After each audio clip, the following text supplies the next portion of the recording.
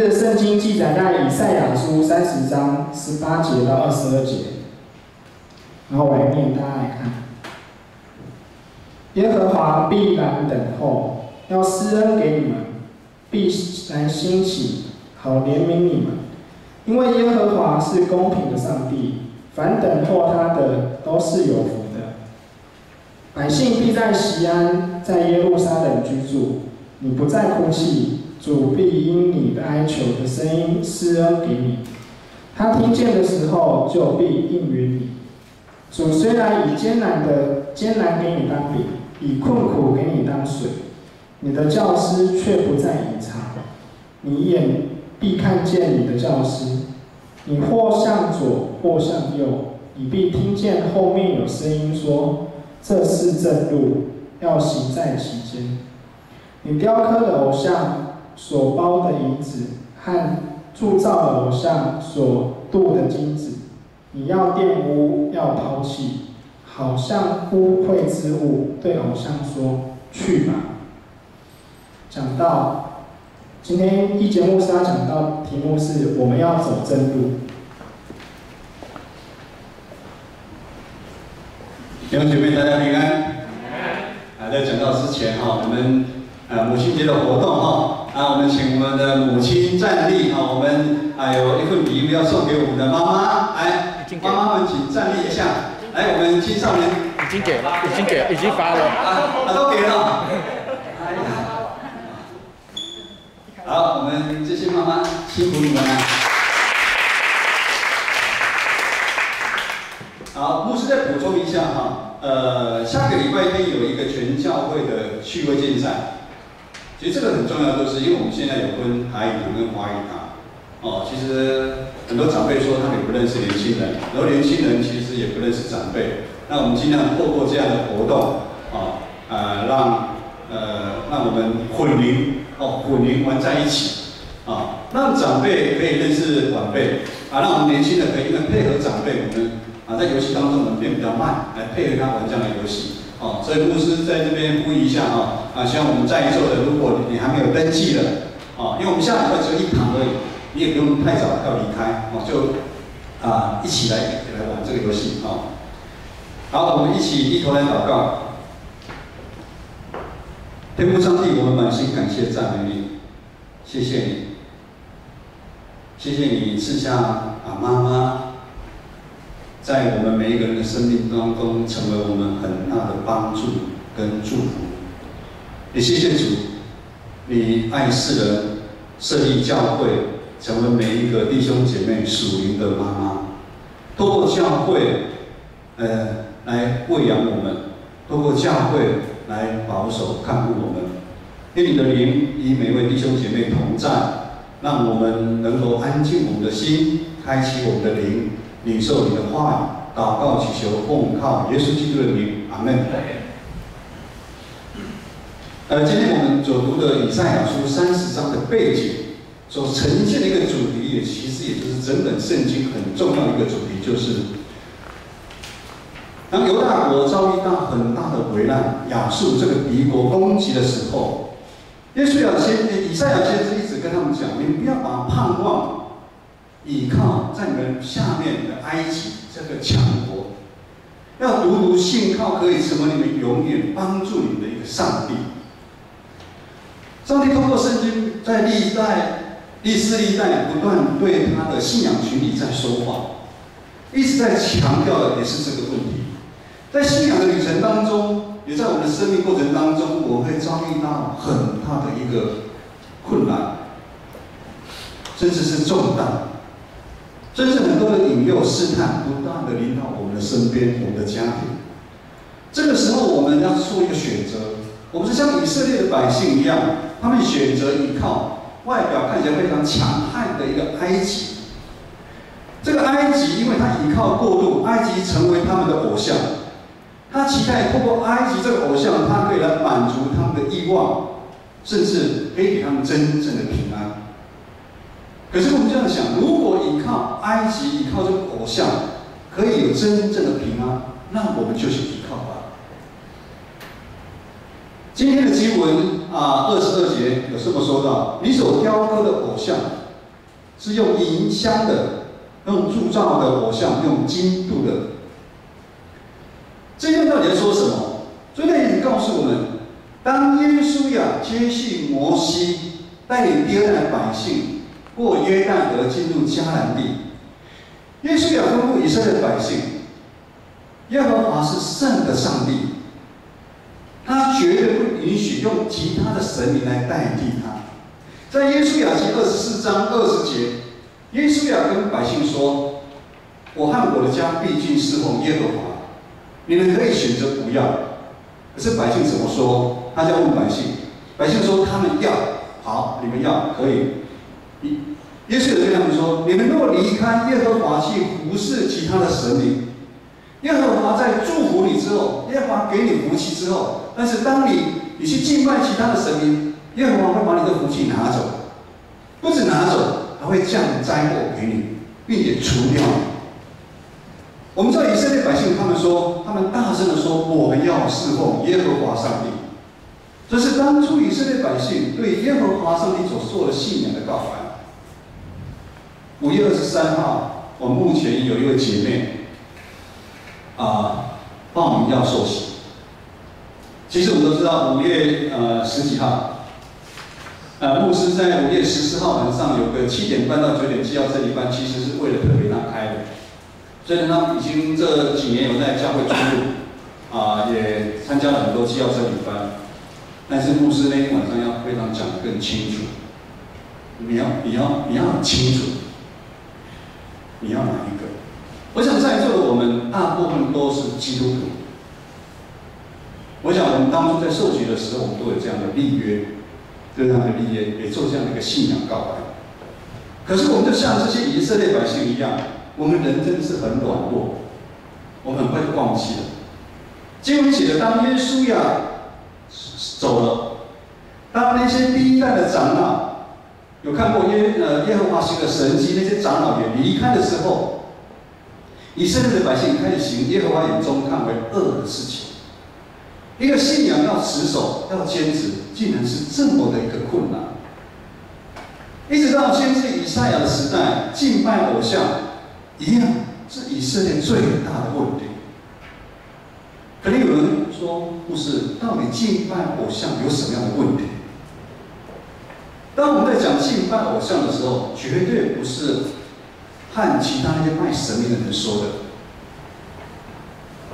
敬拜偶像是对那些原本敬拜耶和华上帝的那些人说的。意思说，当你去敬拜其他的神明的时候，代表就是你离弃耶和华上帝。耶稣在福音书上也有说，一个人不可以同时侍奉两个主。当我们舍去耶和华上帝的时候，代表什么？我们不想再听他的话，也不想再走他给我们的道路。这就是拜偶像最大的一个问题。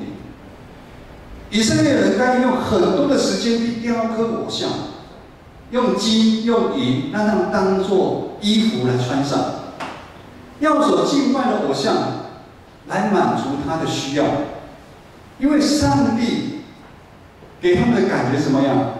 常常对他们有很多的限制，这个诫命，这个可以做，那样那个不可以做。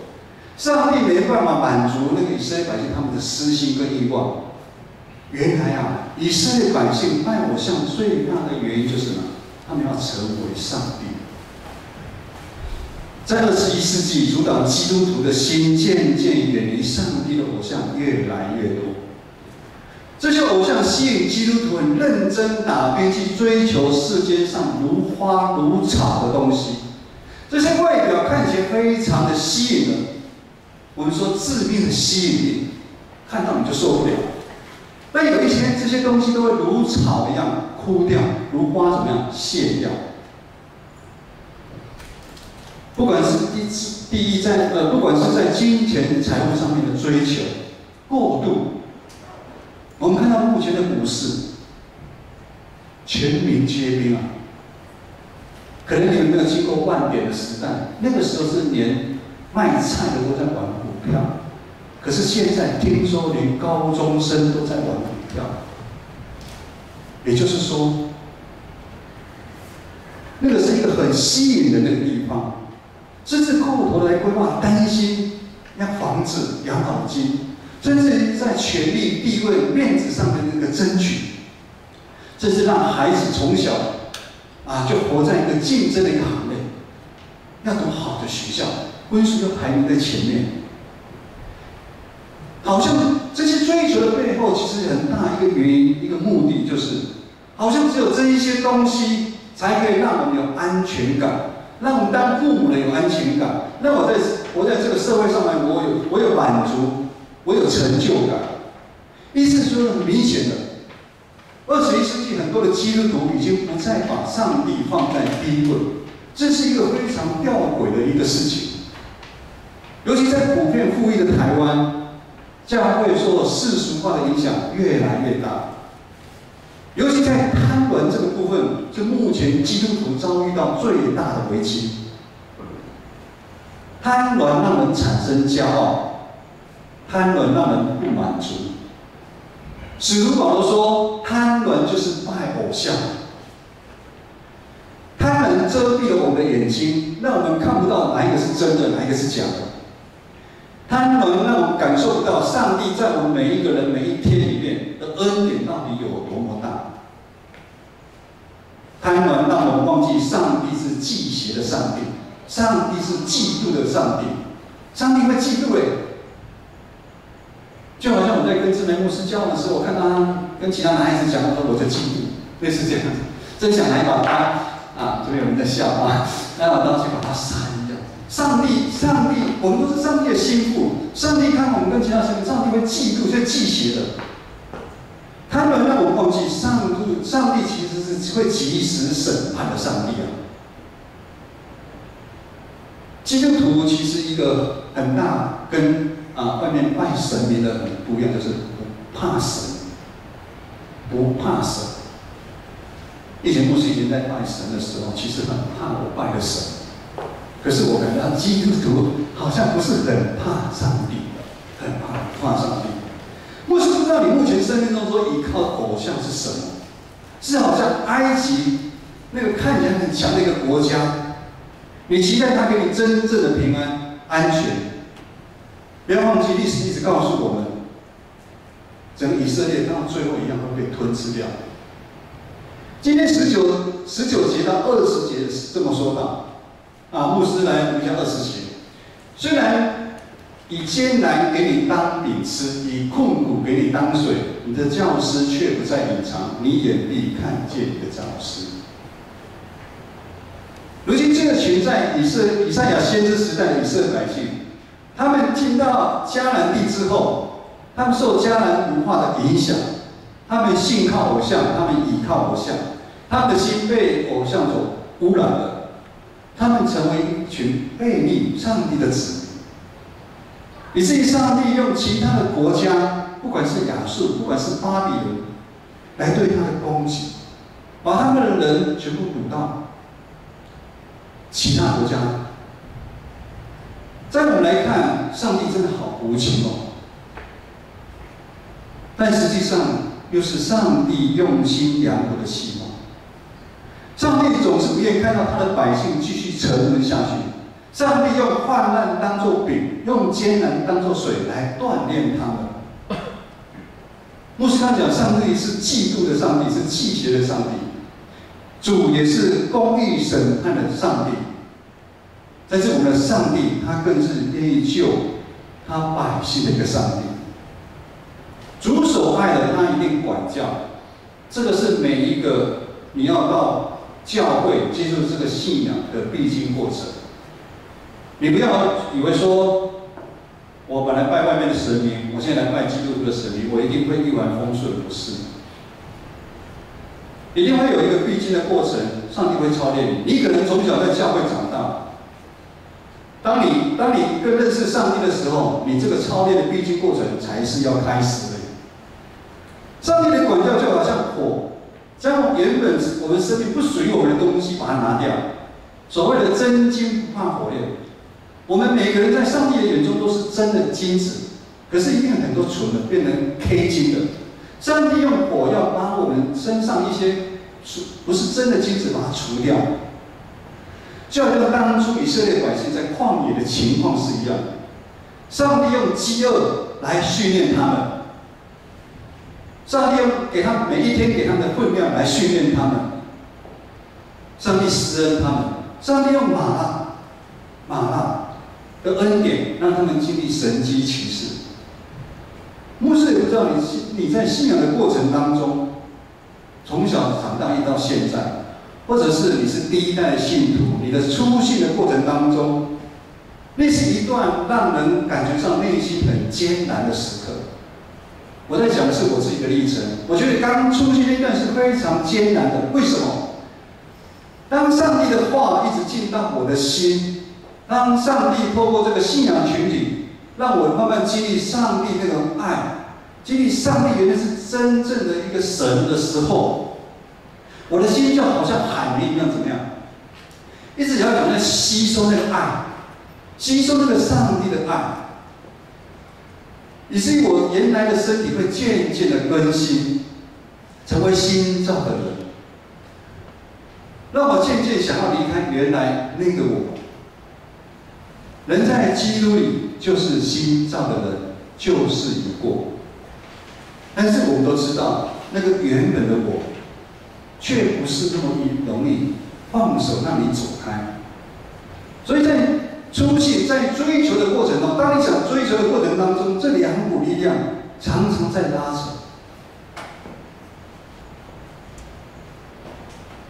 昨天牧师7点去上圣歌队，然后中间有人说牧师下面有一个人要找牧师我就请志美牧师看一下闭路电视，一看我大概知道那个人又是来要钱的我就下去了。好，送走那个不管了送走完之后签会的姐姐刚在下面，然后牧师不晓得怎么感动，就跟他聊天，然后我就一聊就聊了1个多小时，也没上去唱歌。因为现在所属的教会，他是一个很热心侍奉的，本来有当值的，可是看到教会，他觉得他讲的是教会整个堕落，很多人离开，他非常的难过，他非常的难过。当他越追求的时候，他会遭受很多让他很难过的事情一直发生在我们身上。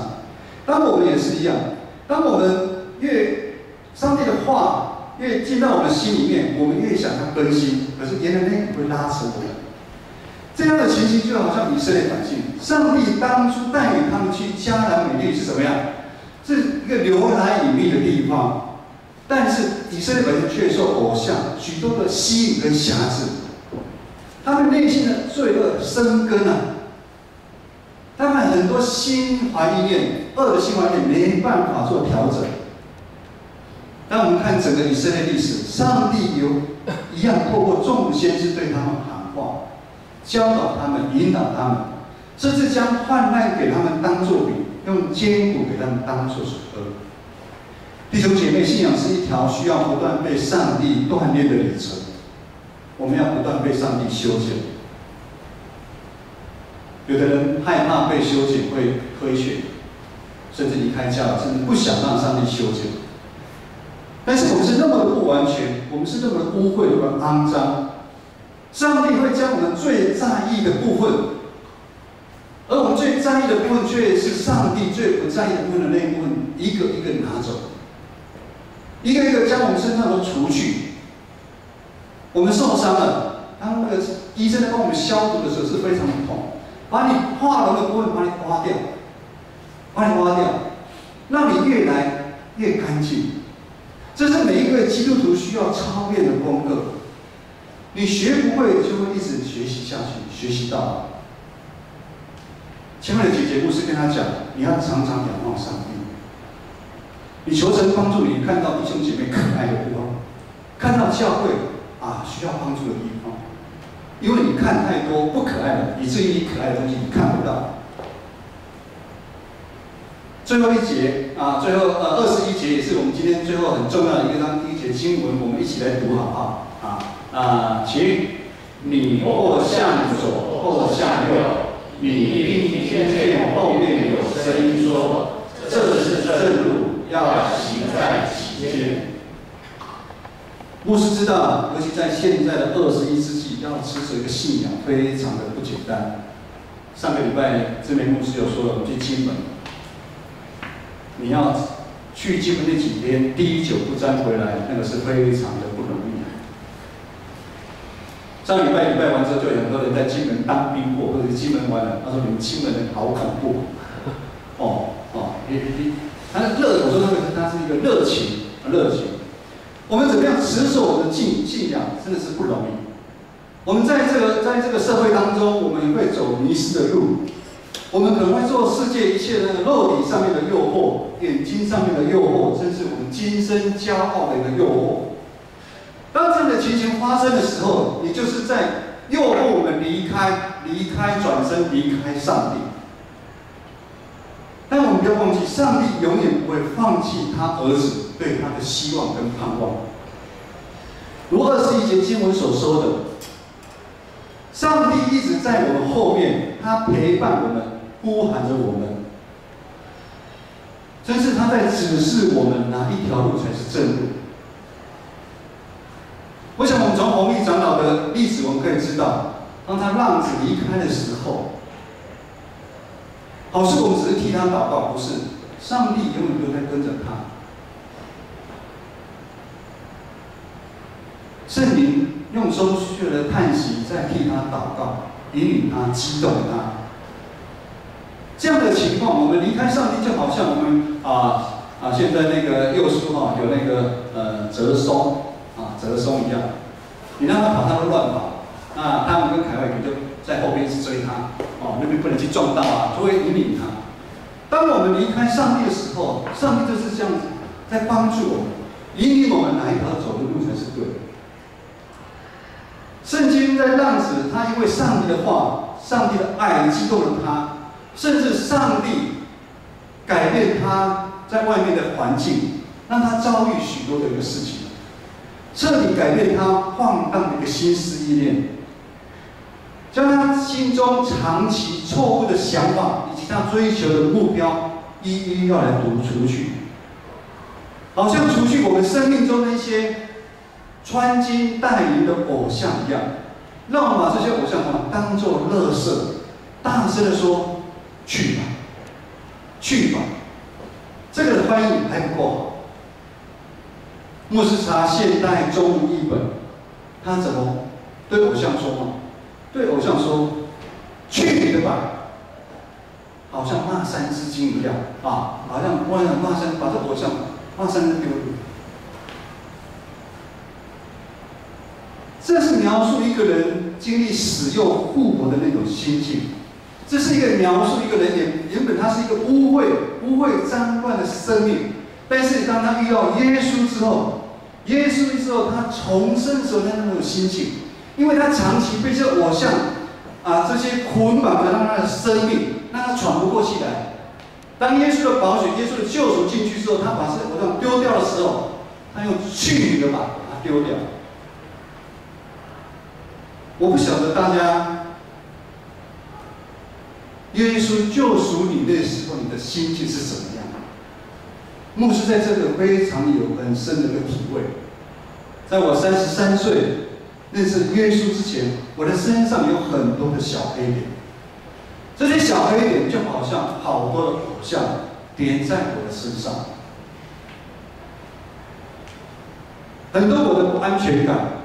可能来自于金钱，来自于地位，甚至这很多我的软弱，我不想让人家知道，甚至有许许多多来自我原生家庭的一个伤害，那些都如偶像一个点点一直在我身上，让我没办法得到自由。但是当耶稣的恩典临到我身上的时候，让我有力气把这些小黑点一起给拿掉的时候，我真的是想骂圣经，把这些小黑点丢掉。因为他困惑我太久，让我没办法得到自由。耶稣的宝血，真的洗净了我。弟兄姐妹，我们怎么配得让耶稣钉十字架来把我们救出去？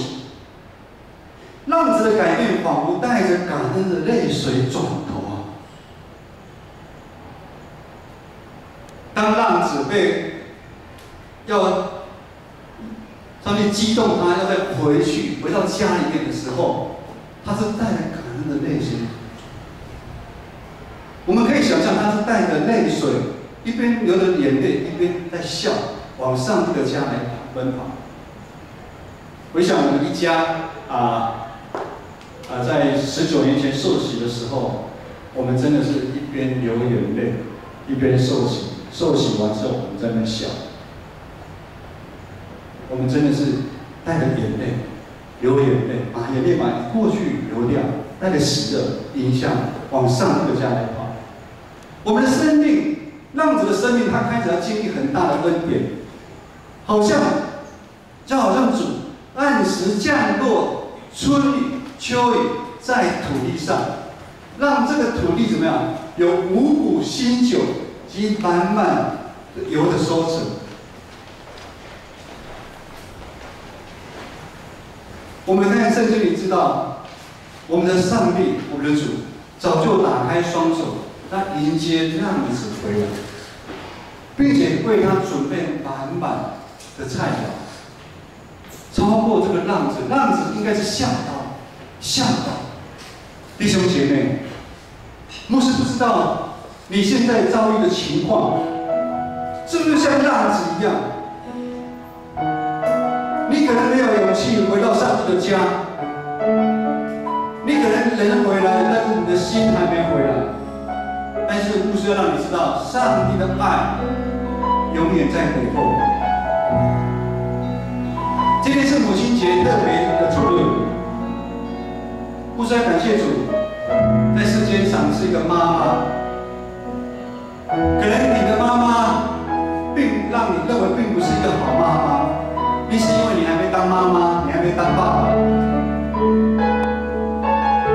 神学家加尔文这么说：教会，他将教会比喻成是我们每一个人属灵的妈妈。教会怀孕我们，生我们，为我们来喝，并教会关怀我们，引领我们，直到我们脱去这历史肉体。成为和天使一样，否则我们没办法得到新的生命，因为我们的软弱，我们不能从这个学校休学啊。反而我们要一生在这个学校里面当这个学校的学生。弟兄姐妹，当我们不管碰到任何的问题，牧师昨天跟议会姐讲，他说他好不想去教会，牧师当然不能跟他讲说你可以来见证，牧师跟他讲，你绝对不能离开教会。你再怎么样看到教会让你难过，你要附近找一个教会，你要替你的教会祷告。弟兄姐妹，当我们的生命愿意走在上帝所赏赐的正路上面，我们就会不断进入上帝降落秋雨春雨之路这个大地，降落秋雨春雨之路你自己的生命。打开你属灵的眼睛，让你看你从来以前没看过的。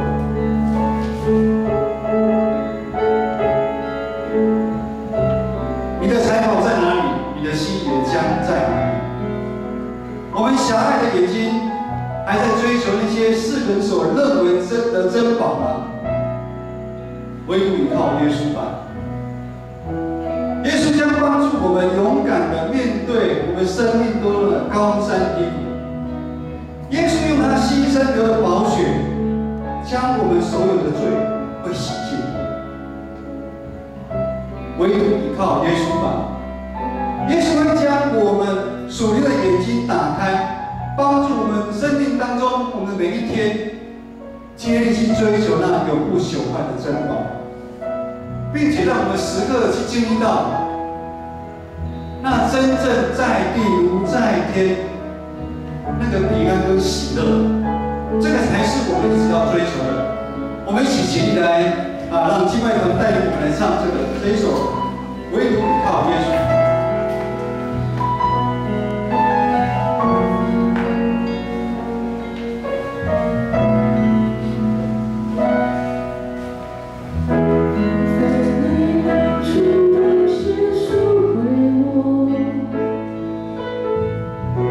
怎么有机会？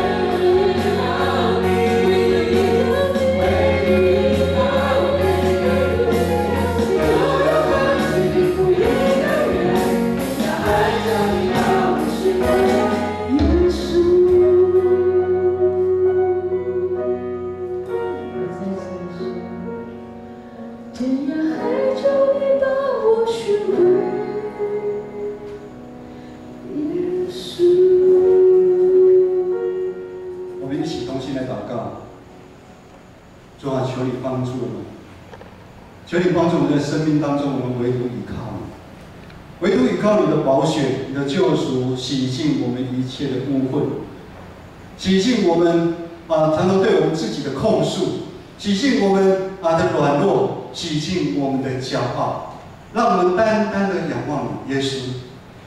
愿我主耶稣基督的恩惠、天父上帝的慈爱、圣灵的感动，与你们众人同在，从今时直到永远。阿们。